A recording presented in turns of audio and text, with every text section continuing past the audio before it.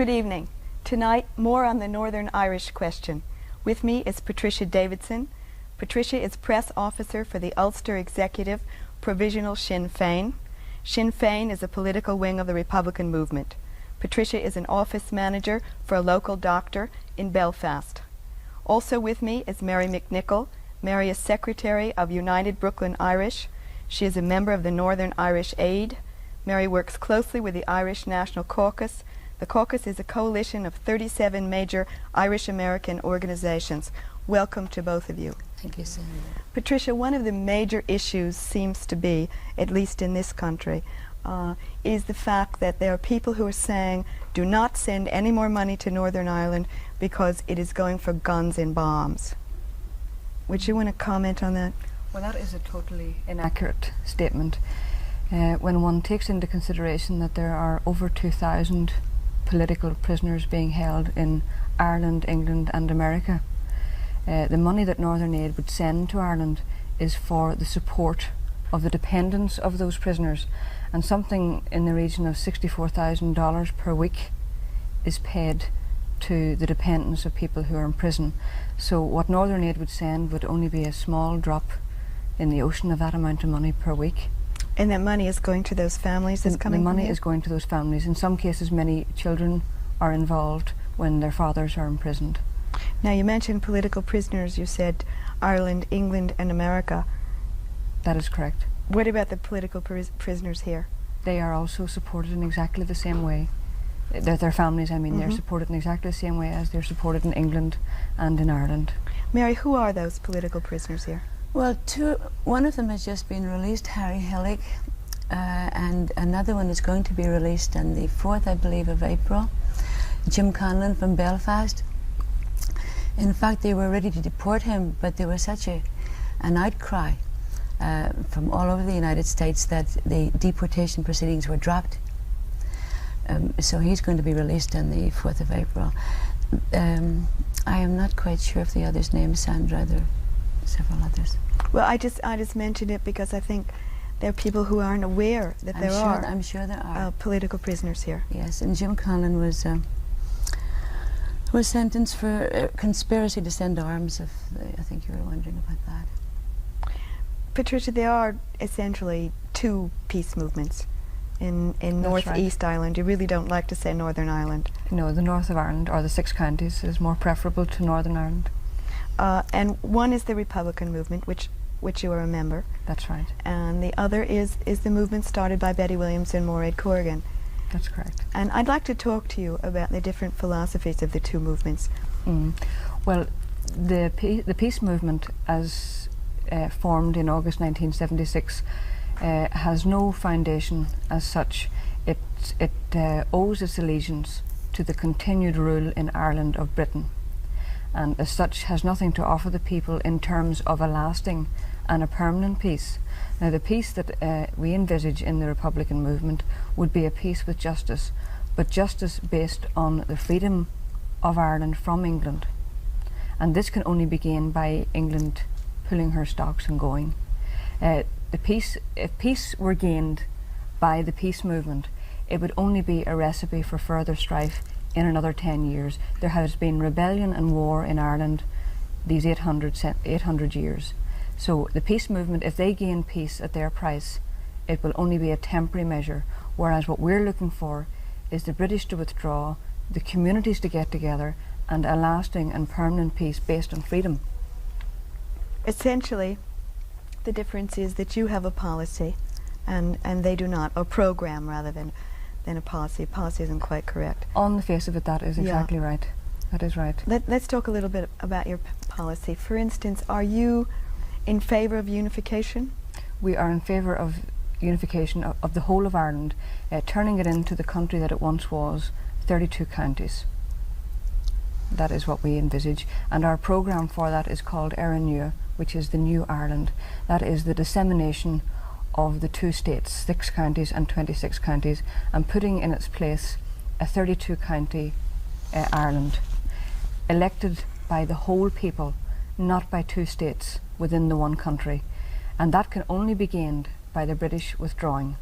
And in that context, there would be an election, and all the people of Ireland would elect a government that would be suited to them. Now, we have a policy within the RNU document which is federalism, and it's not unlike the American way of government, in that Ireland would be broken up into 4 states, the 4 historic provinces, Ulster, Munster, Leinster and Connaught. In this way, each region would determine its own affairs and be responsible to a central parliament, which would be based in somewhere like Athlone, which is the very centre of Ireland. And from there we would hope that the loyalist population in Ulster would take an active part in that government. How would you, how do you provide in your federal policy for lessening some of the fears about separation of church and state? I mean, this must be in a way somewhat threatening to some of the other groups, right? So some of the Protestant groups. That has been a fear of the loyalist down the centuries. It has been a fear engendered by British rule, in that when Britain separated Ireland, when it divided it into 2 different states, it gave over to the Protestant control over the lives of the Catholic, the nationalist population. We can understand that the Protestant, the Unionist, would have a fear of going into the south of Ireland, in that there's no dissemination of church and state. The church has considerable influence over the government, and as such the loyalists would feel very threatened in that environment. Within the Republican movement, our policy is for the separation, the total separation of church and state, by which we could guarantee absolute that the civil liberties and the rights of the Unionist, the loyalist, would be guaranteed. You think you can affect that? Absolutely. What about an issue, for instance, like abortion, which I would imagine would be part of this kind of thing? Again, that would be left entirely to the individual. Under the present system in the 26 counties, abortion is not permitted. My personal view on abortion is that it is murder, right? But that is I am expressing a personal view, being a Catholic. But again, with the separation of church and state, it would be left entirely in the hands of the individual, up to their own conscience on how they would determine that, unless it became a matter of law, you know, depending on how a government would determine its policy on it. But certainly my own personal viewpoint, not the viewpoint of the movement that I represent, is that abortion is unacceptable. It's murder. Well, it also would be the viewpoint of most of the people in your movement, would it not? Quite a considerable proportion. But again, they would be democratic enough to leave it to the individual, unless it became, as I say, a point of law within a new government. I mean, as a result of maybe a national referendum or something like that? Something of that kind. Mary, what's the feeling of most of the Irish American organizations in this country? I mean, where do they stand?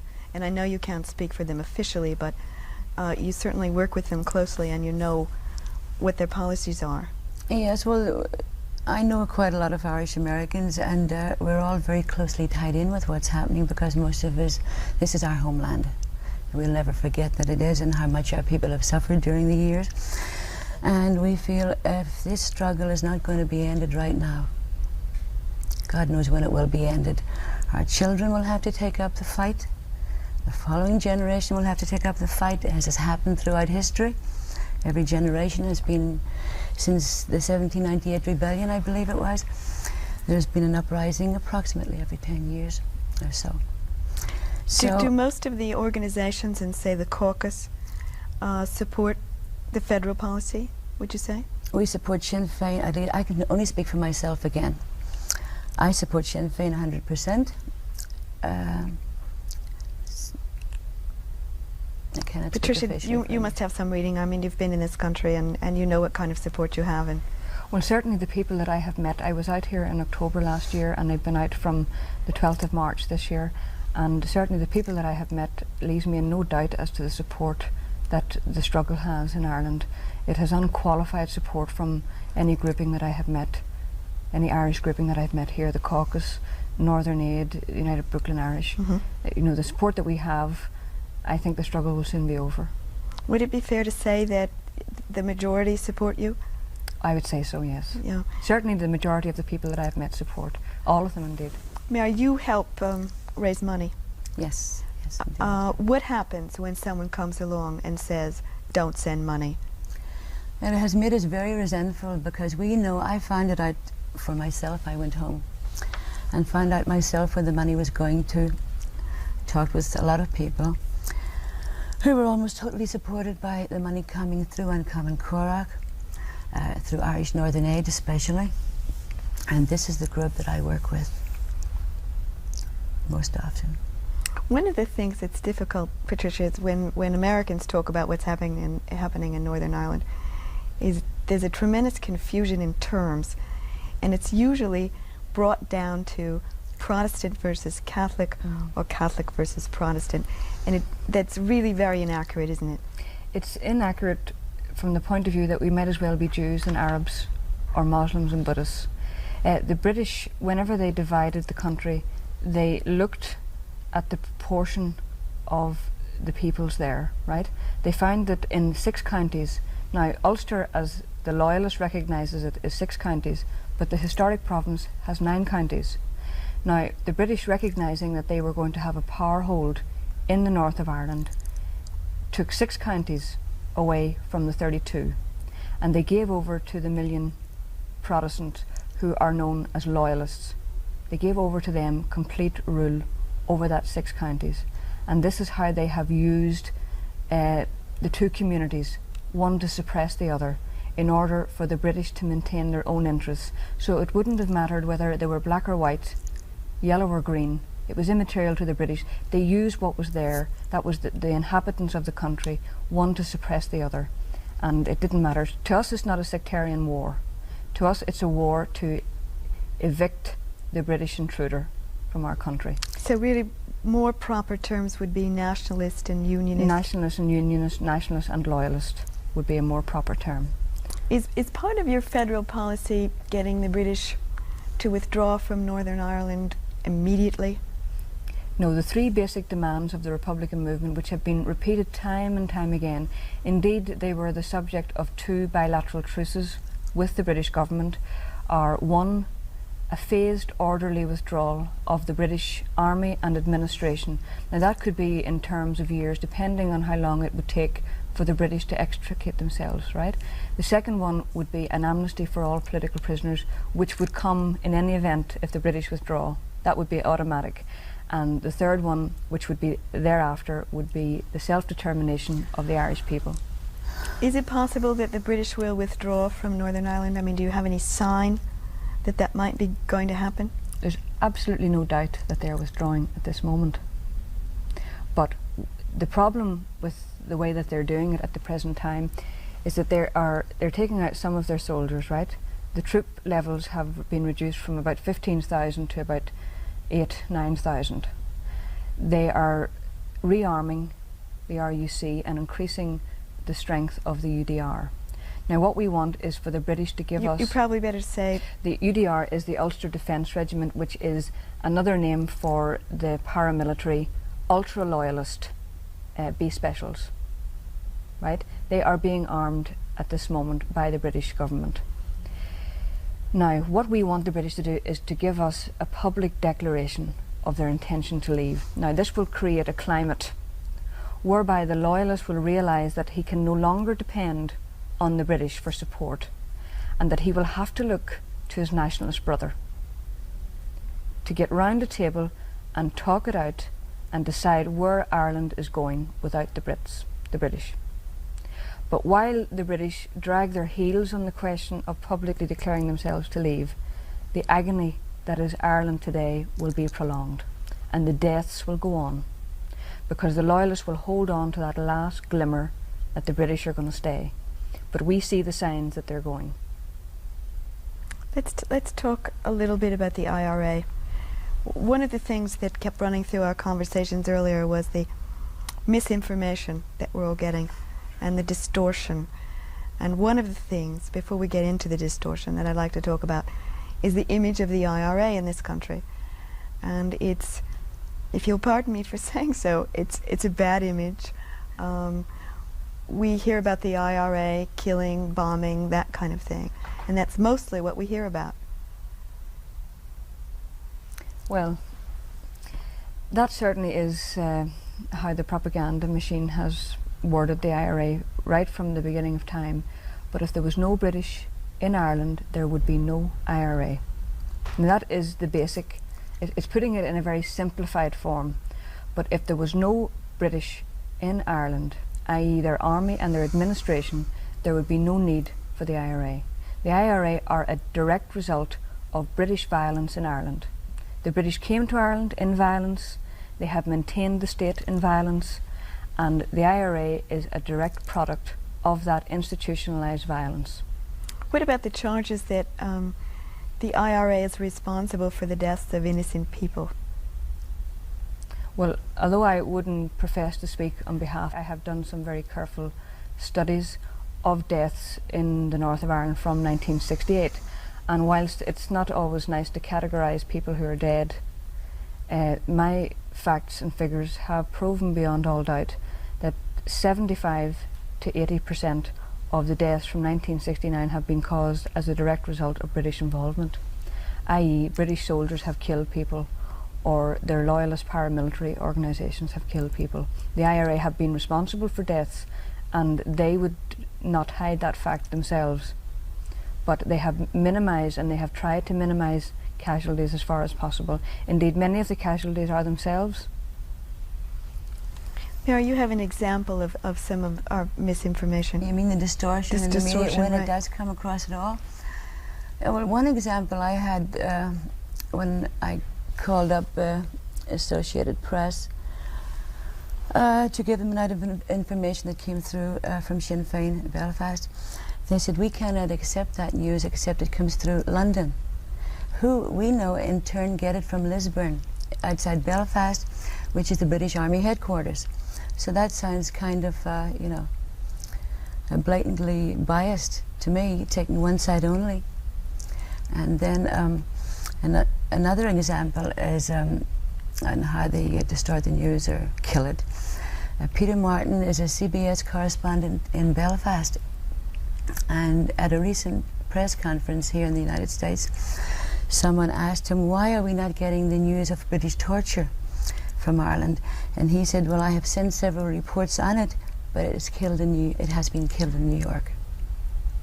So these are two blatant examples, but I could go on and on forever. We call up daily to protest the distortions and the lies. So it is very widespread. We don't know how best to go about it, to counteract it. Apparently there's an awful lot of money being poured into this country from the British Information Services. And this would be my guess. What about the torture? Our government has now sort of gotten into the act and has been protesting on a human rights level.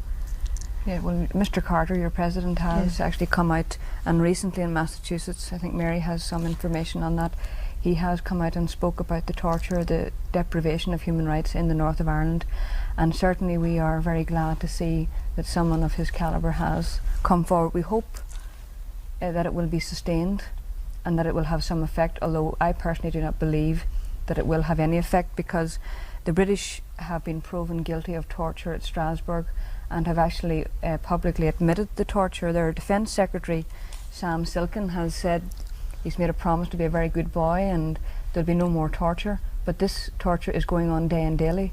3 weeks ago, a young man who is a patient of the doctor that I work for was pushed through a window 2 stories up, and as a result the left side of his head is caved in, his eye came out.